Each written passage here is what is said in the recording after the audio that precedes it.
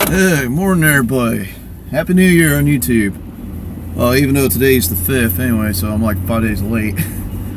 Yeah. So anyway, guys, the New Year's a little bit different and stuff. And, I'm just going to talk about what's been going on in New Year's and all. Excuse me. A little bit cold. So anyway, it's been like almost 2 weeks since we done karaoke. Yeah.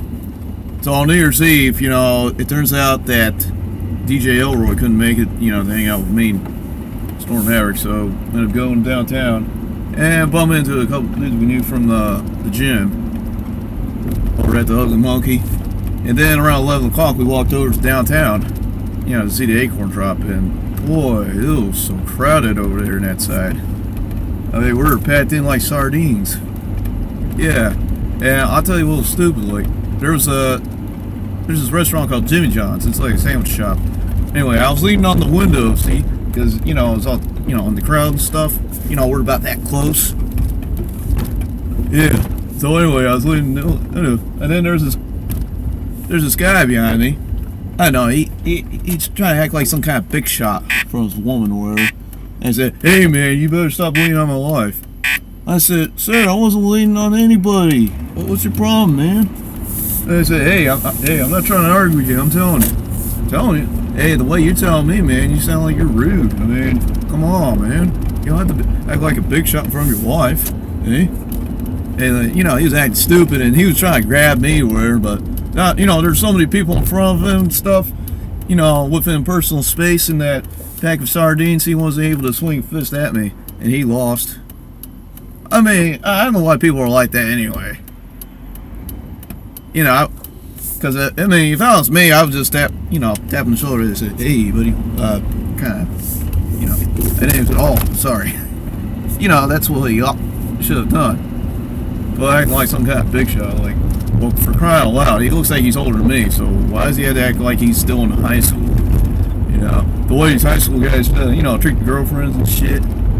It's totally out of line. But anyway, forget about that anyway. But yeah, it was kind of crowded, and then we saw a couple cops come. But they're not arresting somebody, but they're just patrolling stuff. Yeah, so we let them through, and I said, "Boy, there's a lot of we're packed in like sardines, but good luck going through." And the cop laughed and said, "Yeah, well, you managed to get through anything." So anyway, I'm at the library, so I'm just going to film my vlog before I start going inside, because it's now open for another 30 minutes.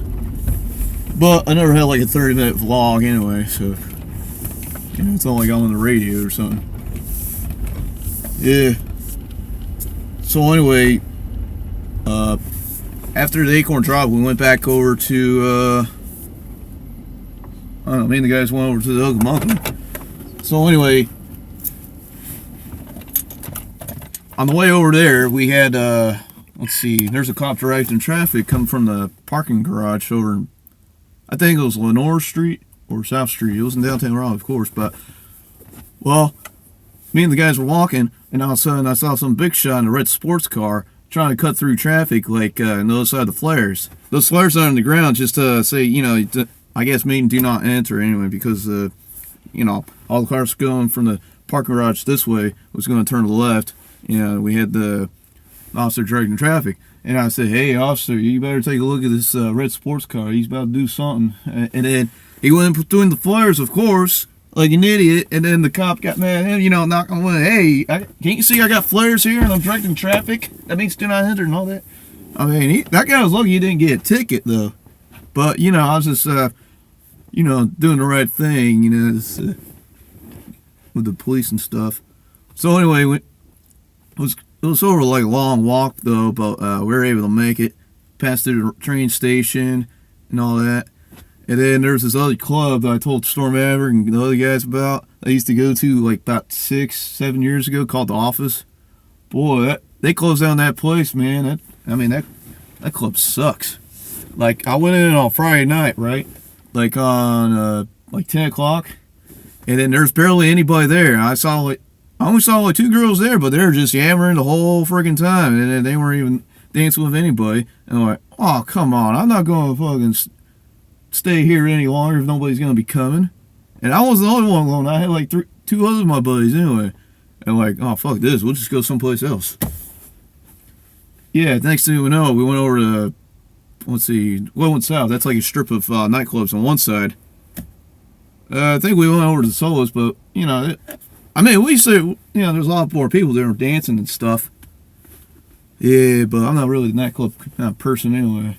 It's a bad experience with stupid shit in there. This place called Flashbacks, which is in Capitol Boulevard, but that's not even downtown. See, I know it doesn't make any sense, like a nightclub inside of a shopping center parking lot, because you know that attracts a lot of the weirdos around one of these bad neighborhoods and then certain problems and stuff. So, anyways, went back to the Ugly Monkey, and they said they're going to do a coat church, but they changed their minds about it anyway, so we got in. And usually they don't allow hats or work boots, and I had like, you know, those new Timberland boots I showed in my other one video. And, well, they didn't say anything about it anyway, so, you know, dancing and stuff. I mean, we play a game of pool. There's this arcade game that has a punching bag and just punch it to, you know, see how hard he punch.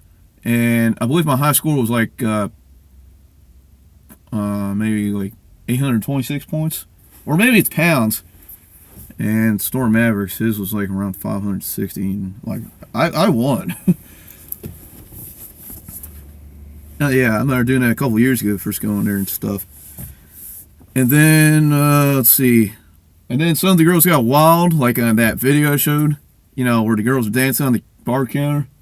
Yeah, so I went up there, and there's a couple of people standing there, and I asked, "What happened?" One guy was laughing, girl was laughing, like, check this out, dancing. So that's why I got the camera out and started recording.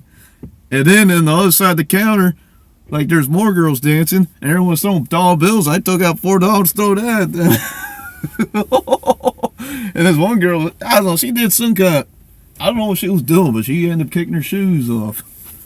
Yeah, but, you know, I was worried, oh man, well, the bar counter was already wet, and then she slipped and falls anyway. That's what I was worried about. Then they're going to get a lawsuit and try to shut down the club. I mean, the bar, I mean. Yeah, so that ain't cool. And then, on the dance floor, I bump into another old co-worker of mine from Sam's Club. I haven't seen him there in like over a year. Like, I left there back in, well, like around August. And it turns out he's been fired the whole time. So that was like around, I think, September of 2013. Yeah, and then he said some crazy thing about I don't know, some machine stuff or whatever. And he got fired for that. And then he's been going over his hours. I mean, I worked on the floor. He was working carts. And then, you know, like, each time that I close, like, sometimes I get out like 9:30 to 10. And I see him, he's still out there. And that's kind of weird, man. Because I know the other ones will get out like around 9 o'clock. And then, you know, he said, oh yeah, well, that place, everyone's just keep on coming and going, you know. Because, like, there's some people who are there for like maybe a few months or a few weeks. And then either they quit or get fired. And then there's some who's still staying there for years and stuff. Yeah. But anyways, and then we met some other lady over there, and then we gave her a ride home first, like near downtown, and then we dropped her off. Turns out she forgot her phone. Yeah, and then so I ended up doing, like, I had Storm Average just to give. You know, I'll go over there to get the phone anyways, because I was going to drive all the way over there downtown and stuff, because I'm busy most of the day. So I don't know how her, you know, I mean, her phone just fall right out. Yeah, hopefully she recovered it, but. And then it took all night. Like, I had to drop off the other two guys from the gym off first, because they had right over, but they weren't going to call for, you know, their ride to come back, like, after 1 o'clock. So we left at 2, but, oh no, I ended up not getting home till almost 4:30 that morning. And I haven't done this in 5 years, getting home that late. Like, last time I got home that late on New Year's Eve was when, well, me and a buddy of mine were on New Year's Eve, and we went over to this other club, like, right by Moore Square Station. It's a bus transfer station. And met a couple girls in there and stuff at the same time. And then, then we walked over to see the Acorn Drop, and then we went back to the club after that to dance until 2 in the morning. Then after that, I see my buddy in the restroom and say, "Hey, I got this plan. I mean, if these girls want to do something, we'll just do whatever, go to their place. And if you're gonna go, your girl or whatever, just give me a text message that let me know you're done. And then after that, if I'm done by then I go pick you up and ride home from there." And I said, "Okay."